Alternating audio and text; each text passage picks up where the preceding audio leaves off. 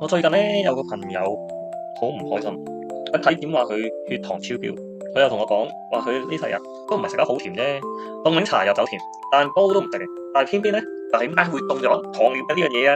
呢個係好多人嘅第一反應。其實糖尿病呢個名覺得好趣嘅，令到大家以為糖先至係問題。唔通唔係嘅咩？其實碳水化合物即係 carbohydrate 嘅管理出咗問題，先至係呢個病嘅成因。好似你食落肚嘅飯、麵、麵包或者看似好健康嘅粥咁樣啦，入到身體都會變成葡萄糖。咁真係避無可避喎。重點唔係避，係你個身體嗰把鎖匙，即係胰島素生咗銹，或者數量唔夠，令到糖分全部喺血管入邊入唔到去細胞，成為我哋細胞嘅能量。我有聽人講過咧，糖尿病係有分一型同埋二型，咁其實兩個型咧係有啲咩分別啊？其實咧，都市人多數都係二型糖尿病。簡單嚟講，一型糖尿病係身體完全冇晒胰島素，即係天生嘅疾病嚟嘅。二型通常係因為肥胖、少運動，令到我哋把鎖匙生銹，即係我哋嘅胰島素唔足夠。醫學上面叫做胰島素抵抗。咁啲糖咧留咗喺血液入邊嘅話，會有啲咩問題㗎？想象一下，如果有啲血變到好似糖水一樣黐入，除咗流得慢之餘，仲會磨損我哋身體入邊嘅微血管。哦，所以咁樣先會影響咗個視力同埋腎功能。咁但係點解佢哋又要截肢嘅？其實截肢係一個好嚴重嘅後遺症嚟嘅，或者係副作用啦。而家咧最緊要就係控制翻個血糖，保護翻我哋全身嘅器官，就唔需要咁擔心有截肢嘅問題啦。講到藥呢樣嘢咧，我朋友最驚就係要食藥食成世，仲要食到個腎壞埋添喎。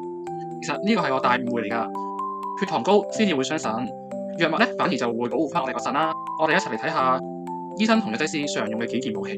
第一樣係叫 Metformin，就係增加胰島素嘅敏感度。呢個係一隻一線嘅藥物嚟嘅，佢唔係幫我哋泵多啲胰島素出嚟，而係幫我哋呢把生咗銹嘅鎖匙除銹，等佢好用少少。聽講食完係咪會肚屙㗎？係啊，有部分人咧食完之後會腸胃不適，通常咧我哋會叫病人喺餐後食或者係進餐嘅時候食嘅，就可以減低個副作用啦。第二隻武器叫做 SGLT2 嘅抑制劑，咁個用法咧就係叫腎臟唔好回收啲糖，直接由尿液排出去，係一種新藥嚟嘅。哇，咁咪即係要屙糖咯？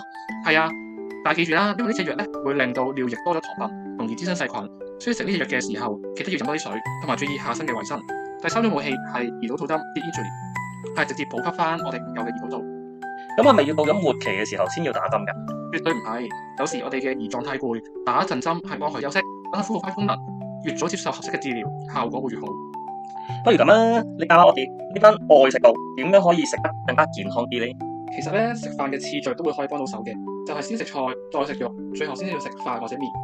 點解要有呢個先後次序嘅？因為纖維會喺胃嘅表面啦有一層膜，減慢糖分嘅吸收。另外可以試下將白米飯轉成糙米或者係多菜，呢個情況就可以幫助到裏邊嘅澱粉唔會直接被身體咁快吸收啦。咁生果呢？生果可以食啊，但係要控制翻個份量，拳頭大細就可以啦。亦都唔好打成果汁，因為果汁裏邊嘅果糖可以令到血糖升得好快嘅，尤其是係液體咧，身體更加容易吸收。如果係啲低糖嘅生果就可以考慮。明白晒，明白晒。原來糖尿病唔係一個死症嚟嘅，只要用啱藥，改善下自己嘅飲食習慣，一樣都可以活得好精彩噶。冇錯，同血糖和平共處係我哋每個都市人一定要做到嘅嘢。好啦，今日血糖大作戰就到呢度啦。下一集我哋會講一個同食得太好有關嘅痛風。我哋就會講下點解飲多2碗老火湯，食多幾隻蠔就會痛到行唔到。下一集我哋準時再講，拜拜。